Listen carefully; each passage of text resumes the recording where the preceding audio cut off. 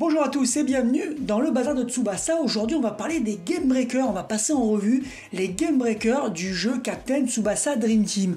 Alors qu'est-ce que c'est un Game Breaker? J'en ai parlé un petit peu dans une de mes vidéos sur le vocabulaire du jeu. Un Game Breaker c'est un joueur qui casse le jeu, si on traduit simplement. C'est-à-dire que c'est un joueur tellement fort qu'il détruit l'équilibre du jeu. Et en général il n'y a quasiment aucun moyen de stopper un Game Breaker. Au bout d'un moment, le jeu sort un contre à ce Game Breaker, mais pendant un moment, il fait très mal au jeu. Ceux qui ne l'ont pas galèrent absolument en PvP. Il faut absolument l'avoir pour percer en PvP, ou en tout cas, ça simplifie énormément de l'avoir en PvP. C'est des joueurs en général qui sont très simples à utiliser, tellement ils sont forts, et ils gagnent à peu près tous leurs duels, si ce n'est tous leurs duels. Et nous allons passer en revue 20 Game Breakers répartis en 4 vidéos. Donc aujourd'hui, nous verrons dans cette vidéo 5 Game Breakers, et pensez à vous abonner pour être au courant de la sortie des autres vidéos et à mettre un pouce vers le haut si cette vidéo vous a plu. Et puis bien sûr, n'hésitez pas à commenter pour qu'on discute ensemble de tout ça. On commence dès le premier mois du jeu. Le jeu commence, je crois, le 13 juin 2017. On est le 30 juin 2017. Stupéfaction dans la communauté. Natureza arrive alors qu'on avait débuté avec des personnages donc collège, junior et un tout petit peu Warjuice. On s'attendait quand même pas à avoir Natureza, un des joueurs les plus emblématiques. Donc premier Dreamfest, ces fameux portails où sortent les stars du manga, où les personnages sont particulièrement forts, surtout au début du jeu. Au début du jeu, il y avait vraiment cette notion des Dreamfest plus forts que les autres joueurs. Alors premier mois, Natureza, qu'est-ce qu'on a? Un pur Game Breaker. Quasiment 7200 en tir, alors qu'à cette époque-là, avec 6000, on était un très bon buteur. En puissance, plutôt quelconque, mais c'était courant à l'époque. Ce qui va le rendre Game Breaker, c'est sa couleur déjà. Parce que les deux bons gardiens du moment, les deux gardiens vraiment joués dans les bonnes équipes en PvP, sont rouges, Genzo et Muller. Donc sortir un joueur avec une telle stat de tir bleu, déjà, ça allait forcément en faire un joueur extrêmement dangereux. Mais en plus de ça, Clap lui donne un tir à 510. 510 les amis. Imaginez qu'aujourd'hui, en 2021, au moment où je fais la vidéo, c'est encore fort un tir à 510. Donc imaginez comme c'était cheaté à l'époque. À l'époque, on avait beaucoup de tirs autour des 440. Hein. C'était très rare d'avoir au-dessus. Donc 510, c'était un autre nom. Donc bleu, stade de tir incroyable. Et tir à 510 en plus, qui ne subit pas les angles, donc ça lui rajoutait encore de la puissance par rapport à ce qui se faisait à l'époque. Alors il n'avait pas de passif, hein. Remarquez bien que les passifs ne sont arrivés que 6 mois plus tard dans le jeu, lors de la première grande célébration avec les joueurs World Cup. Et après Club a commencé à donner les passifs aux joueurs qui n'en avaient pas. Donc oui, il sort sans passif, mais déjà avec ça, c'est simple, personne n'était capable d'arrêter ses tirs. Alors c'est vrai qu'en dribble, il était bon, mais il avait un dribble A, il n'y avait pas de ballon noir SR à l'époque. Donc il fallait sacrifier des ballons noirs SSR, et personne ne le faisait. On mettait ça sur les tirs ou les arrêts des gardiens. Donc il se retrouve avec un dribble à 1, ce qui fait qu'il pouvait se faire peut-être arrêter très rarement par un tacle S, mais si vous lui envoyez le ballon à 25-30 mètres, voire même 35 mètres, et qui tirait, c'était but à tous les coups. Donc il a fait vraiment mal au PVP pendant 6 mois, parce qu'il a fallu attendre 6 mois pour qu'on ait des gardiens meilleurs en fait. Pendant 6 mois, c'était toujours Genzo et Muller qui étaient joués. Espada s'est sorti un peu plus tard, il était certes bleu mais moins fort.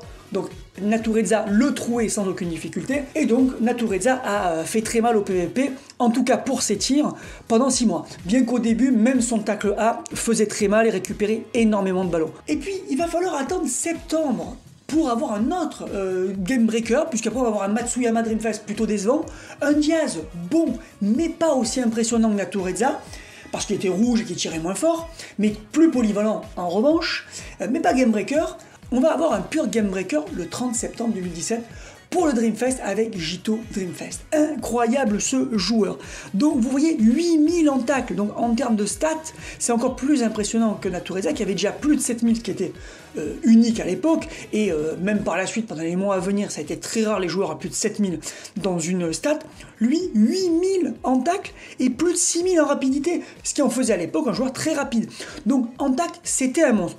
Pas de passif, je vous le rappelle, mais un tacle S à 475, pareil. À l'époque, il n'y avait quasiment pas de dribble S, déjà, et quand il y a eu des dribbles S, ils étaient peu puissant, genre 420, 440. Donc ce tacle-là était monstrueux, mais ce Jito en plus arrivait avec 2 techniques S. Je crois que c'était le premier arrivé fourni avec 2 techniques S, extrêmement impressionnant. Mais de toute manière, ce Jito c'est simple, il y avait qu'à tacler. Du moment que vous faisiez un tacle, vous récupériez le ballon. C'était aussi simple que ça.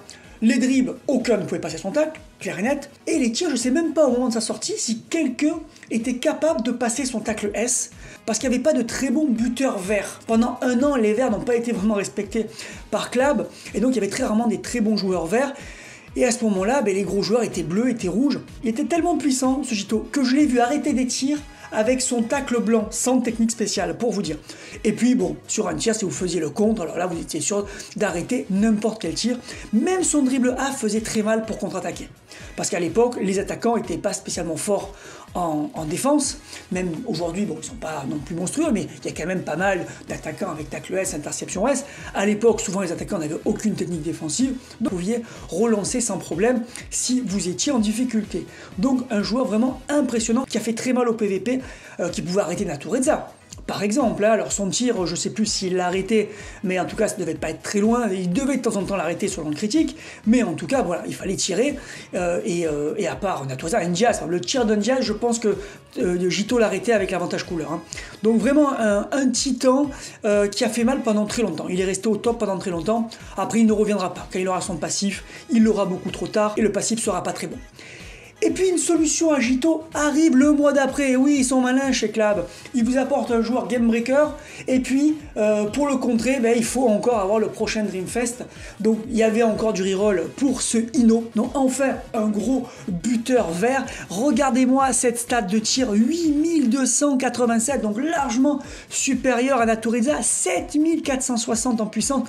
C'était cheaté pour l'époque. On n'était pas habitué à avoir les 2 stats aussi hautes. Déjà, plus de 8000 en tir. C'était impressionnant. Mais alors, les 2, c'était très impressionnant. Et en plus, il arrivait avec un tir à 475. Pas aussi puissant que celui de Natureza, mais plus de stats et quand même un très bon tir qui pouvait éjecter, je crois, 2 joueurs, ce qui était très fort. Donc tout simplement, c'était un buteur inarrêtable. Il avait beau être vert, il était tellement puissant que Müller et Genzo n'étaient plus aptes à arrêter ses tirs. C'était strictement impossible pour eux. Jito ne pouvait pas le stopper grâce à l'avantage couleur, enfin en tout cas s'il tirait. Donc un joueur qui a tué le PVP, pareil, hein, vous lui passiez le ballon à 30 mètres, il tirait, il marquait, et il n'y avait aucun défenseur capable de le stopper. Donc il a fait extrêmement mal. Mais on a eu à peu près le même profil 15 jours plus tard, si ce n'est peut-être même plus violent, peut-être, avec Cruijfford Dreamco. Un portail qui faisait rêver.